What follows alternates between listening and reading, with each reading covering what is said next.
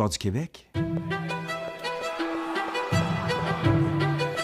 Bonjour, ici Nicolas Lalande. Oui, c'est vrai, il y a ça. Mais c'est aussi une longue, très longue histoire. Et on va la faire aujourd'hui en partant des origines pour arriver à aujourd'hui, à environ 40 minutes. Bon, allez, pas de temps à perdre, on part. Gens du pays,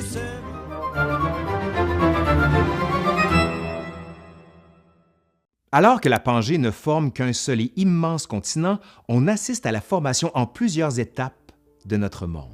D'abord, les montagnes rocheuses commencent à se former il y a environ 138 millions d'années, lors de la période dite du Crétacé, qui correspond à l'extinction massive des dinosaures. Puis, il y a 65 millions d'années, la Pangée se sépare en Gondwana au sud et en Laurasie au nord. Cette dernière va se diviser à son tour en Eurasie et en Amérique du Nord. Il va falloir attendre 1,6 million d'années avant notre ère pour que le climat se réchauffe et permette à l'espèce humaine d'entrer en scène. Comment l'être humain a-t-il fait pour gagner le territoire aujourd'hui devenu le continent américain? Longtemps, on a pensé qu'entre 20 000 et 14 000 ans avant notre ère, des êtres humains auraient traversé le détroit de Bering entre ce qui est aujourd'hui la Russie et l'Amérique du Nord. Pour y arriver, le niveau de la mer serait descendu au point de permettre un passage à des chasseurs-cueilleurs. Aujourd'hui, là, on pense plutôt que le peuplement daterait de plus de 30 000 ans. Cette vague de peuplement-là serait venue d'Océanie ou encore d'Asie du Sud-Est par la navigation, en reliant les îles du Pacifique entre elles. D'autres théories sont soutenues, mais celles-ci, c'est celles qui sont les plus acceptées par la communauté scientifique. Mais ce dont on est sûr, c'est que le territoire est bientôt occupé par des populations autochtones. On peine à donner des chiffres exacts sur les populations présentes. On avance entre 80 et 110 millions pour l'ensemble des trois Amériques, mais dont la grande majorité serait installée au sud. En Amérique du Nord, les estimations vont de 1,7 à 9 millions de personnes, et pour le territoire actuel du Canada, entre 300 000 et 2 millions de personnes. Au tournant du 15e et 16e siècle, on distingue trois familles linguistiques et culturelles sur le territoire du Canada actuel: la famille algonquienne, iroquoise et aléoutienne. Initialement, les Inuits issus de cette dernière famille occupent le littoral de la péninsule de Québec-Labrador et tout le littoral de l'Arctique. Ensuite, la famille iroquoise se concentre autour des lacs Erie, Ontario et en partie du lac Huron. Enfin, la famille algonquienne habite sur le littoral atlantique de la Caroline du Nord, au Labrador et vers l'ouest jusqu'aux Rocheuses, c'est-à-dire tout le territoire canadien actuel. Au 10e siècle, les Vikings s'aventurent sur les lieux par le nord, suivis par des Basques et des Bretons venus pêcher sur les rives. Après le voyage de Christophe Colomb en 1492, d'autres noms célèbres tentent de cartographier le territoire américain. Tour à tour, Jean Cabot, Giovanni da Verrazzano, Jacques Cartier ou encore Samuel de Champlain permettent de mieux connaître le continent et les populations qui l'occupent. Plusieurs d'entre eux cherchent un passage pour gagner l'Asie. Rapidement, les colonies se multiplient. Espagnols, Portugais, Hollandais, Anglais et bientôt Français fondent des villes. Justement, en ce qui concerne la France, après des tentatives brésiliennes et floridiennes, on se concentre dans la vallée du Saint-Laurent. Charlebourg-Royal et Tadoussac, sans oublier Port-Royal, aujourd'hui en Nouvelle-Écosse, sont malheureusement des échecs. Samuel de Champlain fonde la ville de Québec en 1608.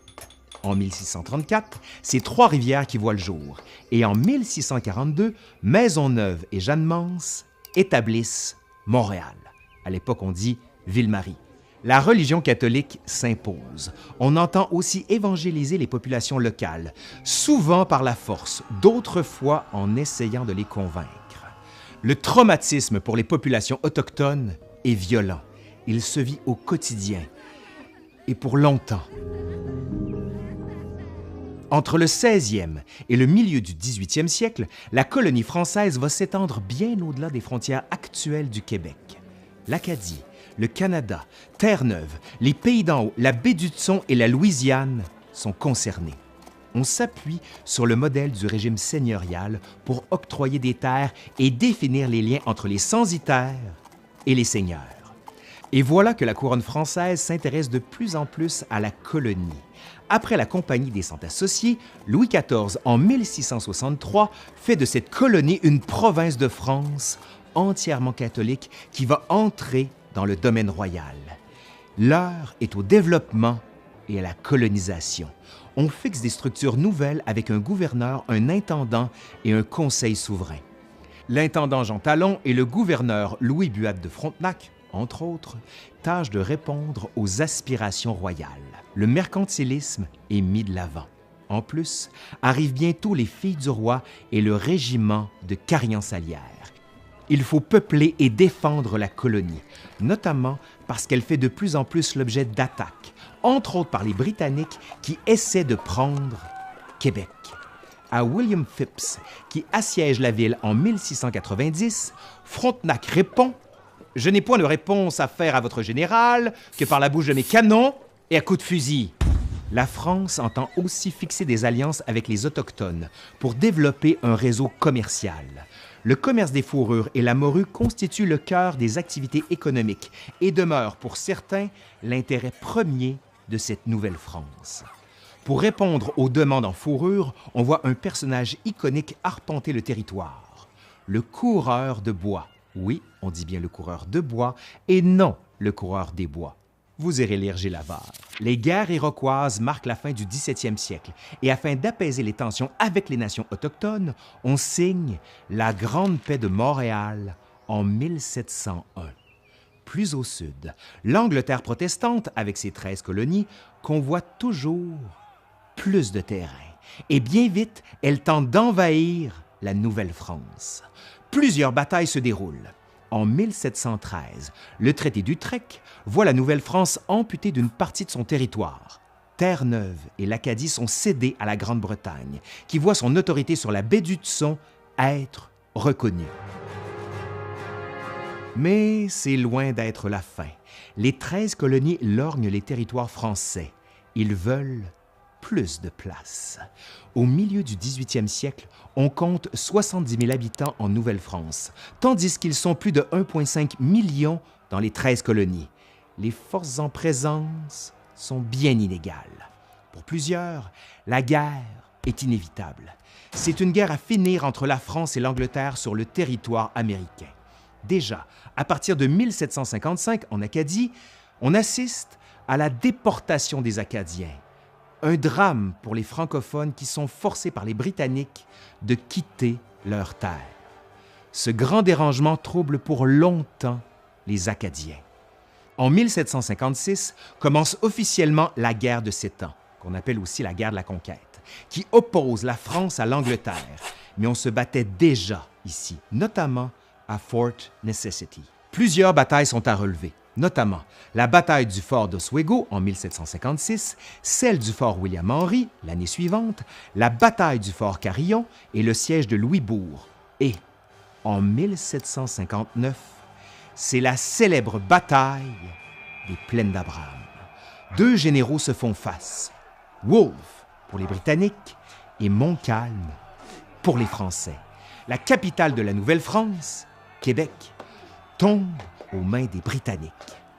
Malgré la victoire de Sainte-Foy l'année suivante, les troupes françaises capitulent à Montréal en 1760. La signature du traité de Paris en 1763 met fin à la guerre. La Nouvelle-France devient une colonie britannique. Voilà un chapitre important de l'histoire du Québec qui se ferme. Commence un nouveau. En 1763, avec la proclamation royale, le roi britannique George III fixe les nouvelles frontières du territoire, qu'on appelle maintenant Province of Quebec. On ramène ses limites à la vallée du Saint-Laurent et de nouvelles règles de droit sont définies.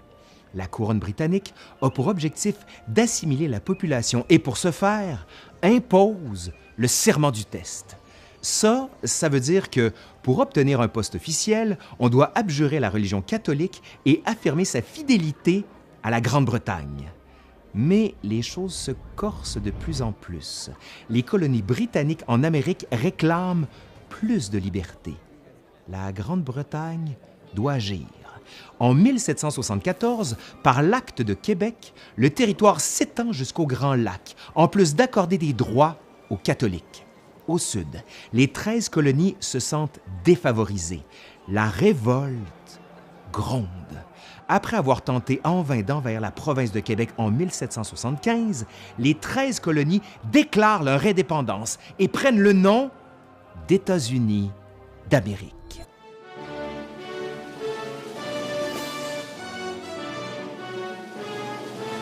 L'Angleterre va cependant garder ses colonies au nord, ce qui va devenir le Canada. Plusieurs loyalistes vont alors quitter les nouveaux États-Unis pour rejoindre la colonie britannique, ce qui va amener, entre autres, l'acte constitutionnel en 1791, qui divise le territoire entre le Haut-Canada, actuel Ontario, et le Bas-Canada, actuel Québec. Un premier parlement voit le jour, mais ce n'est pas assez. On en veut plus. Dans le siège des révolutions, tant américaines que françaises, on voit, au Bas-Canada, de nombreux mouvements de contestation prendre forme au début du 19e siècle. Des partis se constituent, notamment le Parti canadien. On veut avoir un gouvernement responsable.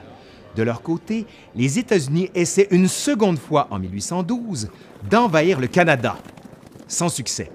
En 1834, les Canadiens français envoient à Londres 92 résolutions afin de faire connaître leur volonté politique. En 1837, l'Angleterre refuse 67.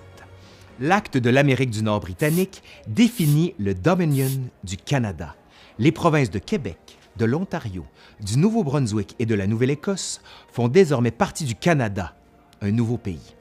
D'autres provinces les rejoignent plus tard, le Manitoba, l'île du Prince-Édouard, l'Alberta, la Saskatchewan, la Colombie-Britannique, territoire du Nord-Ouest, Yukon, Terre-Neuve et Labrador, Nunavut. Reste que pour plusieurs, on assiste avec cette confédération canadienne à une division entre Canadiens anglais et Canadiens français. Deux solitudes se dessinent au Canada. Des figures comme Honoré Mercier émergent, ce dernier clamant haut et fort pour une autonomie du Québec au sein du Canada. En cette fin du 19e siècle, c'est environ 1 million de Canadiens français qui quittent la province pour aller s'établir en Nouvelle-Angleterre, aux États-Unis. Ils veulent trouver du travail dans les usines qui sont là-bas. Pour éviter ce que plusieurs considèrent comme une saignée, on ouvre de nouvelles terres, comme les pays d'en haut, mis de l'avant par le célèbre curé Labelle. Au même moment, on assiste à un flux d'immigrants qui viennent s'installer ici, notamment d'Europe. Avec les épidémies, notamment le choléra, plusieurs devront s'arrêter à Grosse-Île afin de faire une quarantaine. Bientôt arrivent des Irlandais qui fuient la famine au milieu du 19e siècle, tandis que des Juifs, de leur côté, fuient les persécutions en Russie. Ils vont offrir à la métropole deux marqueurs culinaires fondamentaux, le bagel et le smoke meat. Ajoutons encore des Italiens, des Polonais, des Grecs et des Chinois qui s'établissent ici, principalement à Montréal, où ils forment des quartiers avec des identités uniques. La religion catholique reste fondamentale au Québec. On parle même d'ultramontanisme, soit l'idée de la primauté de la religion catholique sur la société civile. On veut que les volontés du Vatican, du pape si vous préférez, s'imposent et de les assimiler violemment. On va bientôt mettre en place le système des réserves, soit des territoires qui appartiennent au gouvernement fédéral et sur lesquels les Autochtones doivent demeurer. On voit aussi les pensionnats qui ouvrent un peu partout au pays. Les communautés religieuses arrachent les enfants autochtones à leurs familles. Au Québec, on retrouve des pensionnats à Fort-Georges, Latuc, Sept-Îles, Pointe-Bleue, Amos, Mistassini, Poste de la Baleine, George River, Paint Bar et Port Harrison. Une page noire dans l'histoire. La crise d'Oka, qui va éclater en 1990, va montrer que les tensions ne sont pas une affaire du passé. Il va falloir attendre la Commission de vérité et de réconciliation du Canada de 2008 à 2015 pour commencer à faire la lumière sur cette histoire. Et on est loin de tout savoir. D'ailleurs, c'est seulement en 2008 que le gouvernement canadien présente des excuses officielles pour les pensionnats autochtones. Le traumatisme se fait encore sentir de nos jours. Les femmes autochtones disparues, le mouvement Idle No More ou encore les actes ordinaires de racisme ne sont que quelques exemples troublants.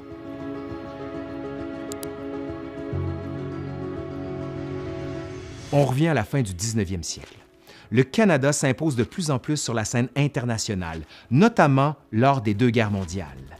Il faut rappeler qu'au début du 20e siècle, le Canada n'est pas autonome. Il suit la Grande-Bretagne après une déclaration de guerre, quand cette dernière en fait une du moins. Et ce sera seulement en 1931, à la suite du statut de Westminster, que l'autonomie complète ou souveraineté externe va être octroyée au Canada. En 1914, le Québec est, avec le Canada, entraîné dans la Première Guerre mondiale. La crise de la conscription qui se déroule en 1917 montre que les Canadiens français n'entendent pas participer à ce que certains considèrent comme des guerres de l'Empire. Empire britannique, vous l'aurez compris. Henri Bourassa, fondateur du journal Le Devoir, va tenir le haut du pavé de cette contestation. Des émeutes vont éclater, notamment à Québec, en 1918. Au même moment, la grippe espagnole frappe de plein fouet le Québec. Les cimetières se remplissent. La désolation est complète. On essaie tant bien que mal de contenir la menace. Arrive ensuite le crash boursier et la crise économique de 1929. Le chômage est partout. Mais, comme le chante la Bolduc, ça va venir. Au nouveau gouvernement, ça va venir, puis ça va venir, mais de courage on n'eut pas. Moi, je te joue le cœur gai et je continue à te lutter. Les différents paliers de gouvernement vont employer des chômeurs ici et là pour différents travaux publics. Quelques années auparavant, le gouvernement du Québec avait pris soin de prendre en charge la vente d'alcool. Ça va être la Commission des liqueurs qui voit le jour en 1921, qui va devenir plus tard la Société des alcools, la SAQ. Un secteur économique déterminant se développe bientôt, celui des pâtes et papiers, mais aussi et surtout de l'hydroélectricité. Hydro-Québec, fondé officiellement en 1944, va devenir un fleuron économique et industriel. L'heure est à la nationalisation. Plus tard, ce sera Manic 5, la baie James, mais aussi des négociations avec les Autochtones pour la gestion du territoire. On voit aussi différents secteurs se déployer, comme l'aluminium dans la région du Saguenay, ou encore on voit des mines s'ouvrir, comme les mines d'amiante en Estrie ou encore les mines de cuivre et d'or en Abitibi. Au cours des années 40, on va voir le Québec se doter de l'assurance chômage, de l'impôt sur le revenu des particuliers, d'allocations familiales, et c'est en 1940 que les femmes obtiennent le droit de vote au Québec, alors qu'au Canada, elles l'avaient déjà obtenu depuis 1918. Ouais. Des figures déterminantes vont émerger des mouvements féministes. Idola Saint-Jean, Thérèse Casgrain, Léa Robach, Laure Gaudreau, Marie-Claire Kirkland, Eva Circé-Côté, Jeannette Bertrand, entre autres. Puis, la guerre. Encore.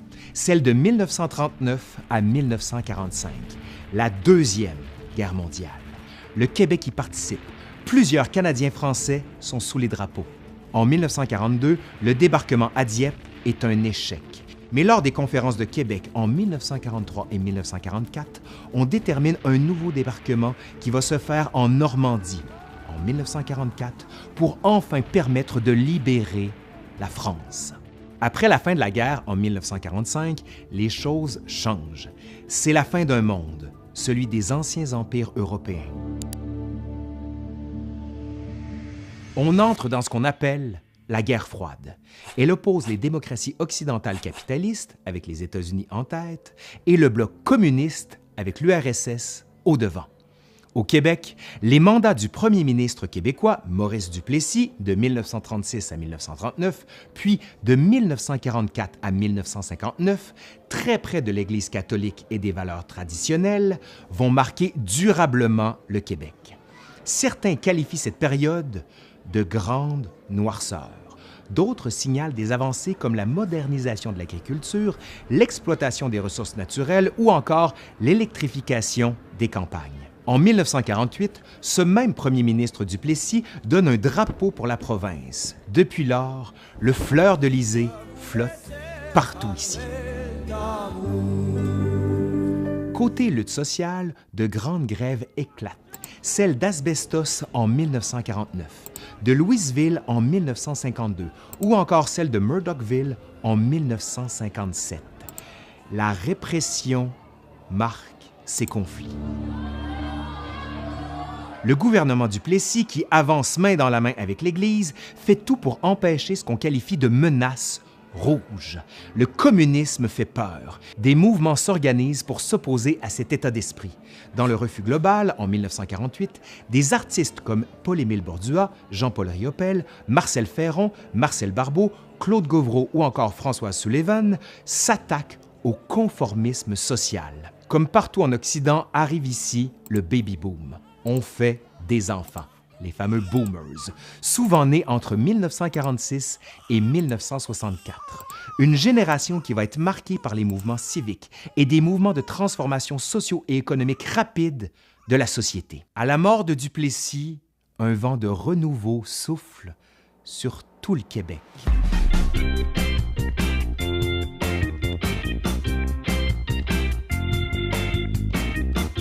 Le Québec des années 1960 va vouloir se libérer des contraintes morales, sociales, économiques et religieuses. On va bientôt parler de révolution tranquille pour qualifier la prise en charge des leviers économiques et politiques par les Québécois. L'Église est laissée de côté. Un État fort se met en place et veut se donner les moyens de ses ambitions. L'État intervient. Ainsi, selon le slogan du Parti libéral du premier ministre du Québec, Jean Lesage, et de son équipe du Tonnerre, il convient d'être maître chez nous.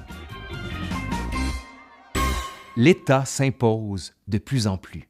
L'éducation est au centre de tout. La commission parents va permettre, entre autres, la création d'un ministère de l'Éducation, la création des collèges d'enseignement général et professionnel, les fameux cégeps, l'universalisation de l'éducation secondaire avec les polyvalentes et la démocratisation de l'accès à l'université. La création des universités du Québec en 1968 va venir renforcer cette idée. En 1970, c'est l'entrée en vigueur du régime public d'assurance maladie au Québec, ce qui en fait la dernière province canadienne à se doter d'un tel système. Du côté du Canada, c'est le premier ministre Pierre Elliott Trudeau qui impose un fédéralisme centralisateur avec son Parti libéral. Plusieurs réformes sont mises en place, notamment la loi Omnibus de 1969, qui, entre autres, décriminalise l'homosexualité et permet, sous certaines conditions, l'avortement. Au Québec, l'heure est à la mise au niveau. On construit, on bétonne, on érige des gratte-ciels. Le visage du Québec change définitivement. Montréal devient une ville moderne. En 1967, l'Expo 67 et sa Terre des Hommes ouvrent un peu plus le Québec aux influences du monde entier. En cette même année, le président français Charles de Gaulle, en visite au Québec, va prononcer un discours célèbre. Vive Montréal! Vive le Québec!